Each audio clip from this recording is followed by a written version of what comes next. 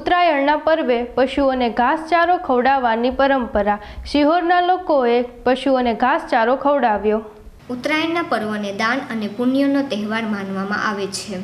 ઉત્તરાયણના દિવસે લોકો દાન કરીને ધન્યતા અનુભવતા હોય છે। ત્યારે સિહોરમાં હજારો પશુઓને ઘાસચારો ખવડાવી લોકોએ પુણ્યતનું ભાત પીરસ્યું હતું। દર વર્ષની જેમ આ વર્ષ પણ લોકો ગાય સહિતના પશુઓને શહેરના વિવિધ વિસ્તારોમાં જઈને ઘાસના પૂળા ખવડાવીને કામગીરી હાથ ધરવામાં આવી હતી। ઉત્તરાયણના પાવન પર્વે અબોલ પશુઓને ઘાસચારો ખવડાવવામાં આવ્યો હતો।